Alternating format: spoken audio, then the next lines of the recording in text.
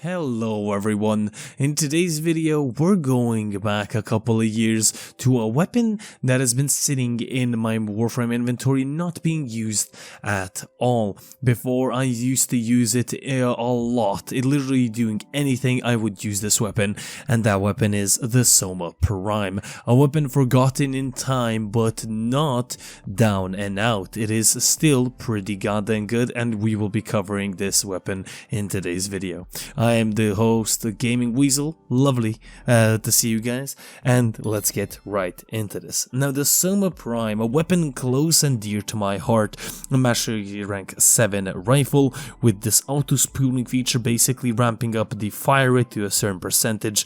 It has 200 rounds in the magazine, 30% critical chance, a total of 12 damage compared to primarily slash 50%, and also a crit multiplier of 3 times, combined with the new 3 times multiplier added when the AoE weapons have been fixed.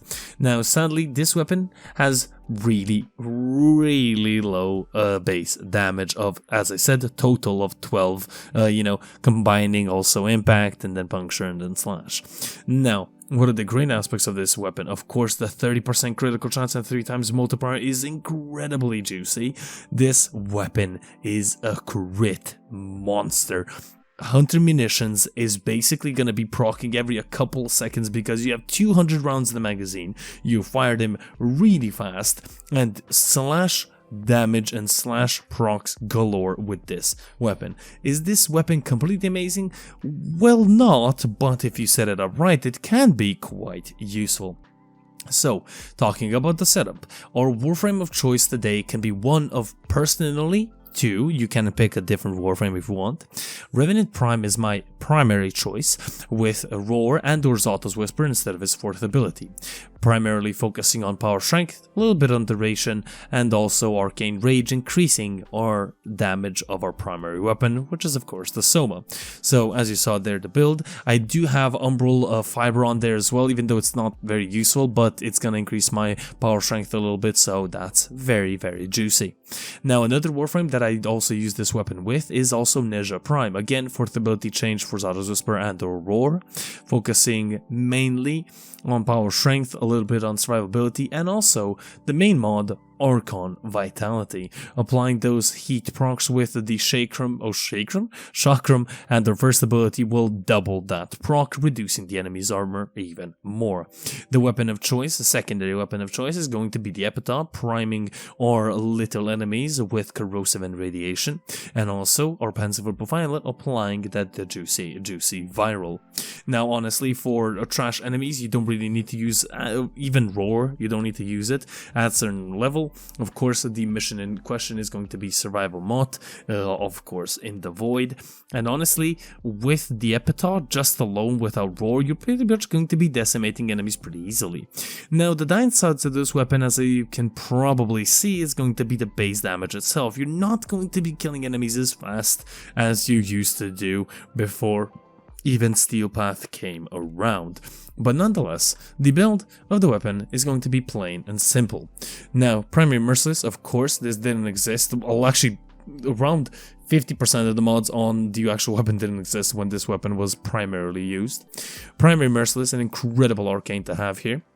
We also have a Galvanized Aptitude and Chamber, another 2 mods that did not exist.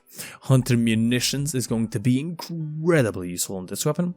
Rhyme Rounds, Infected Clip, you probably could change this out for Prime Cryo Rounds and then also use the Toxin equivalent to Rhyme Rounds. A Vital Sense, Critical Delay, Thermite rounds. Now, if you're using Nezha, another thing that you can do is instead of Thermite rounds, you can equip, in my personal opinion, one of 3 mods. You can equip Prime Cryo rounds for extra viral. You can equip Vigilante armaments for multi-shot and also 10% critical chance combined with Vigilante supplies, which we already have equipped just because of the 5% critical chance, because honestly you have enough ammo, a total of 1000 to kill anything and everything that's in front of you. And then the third mod, Hammer Shot, of course, for extra status chance and extra critical damage.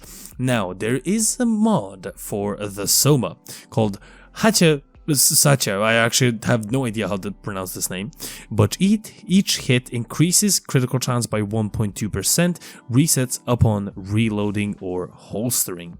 Now this weapon with this mod is going to be quite useful as well. I personally do not use this, but you possibly can. Now the total is going to be 240% extra critical chance. So once you reach 200 rounds, of course, when you reach 200 rounds, you're going to be running out of ammo. Probably, if you possibly want to try it out, maybe, you know, tell me how it ended up.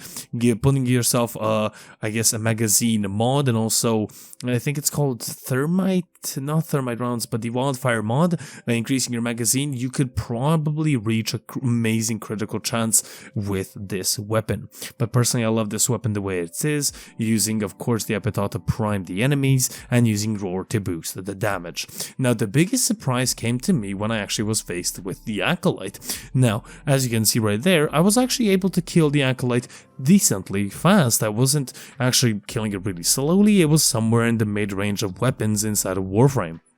Now, Magus Lockdown helped me out a lot, of course an Operator Arcane, locking the enemy down, using epithet to prime him, and also using roar, aiming for headshots of course. And honestly, that bitch go bye-bye, so I was quite surprised by this weapon.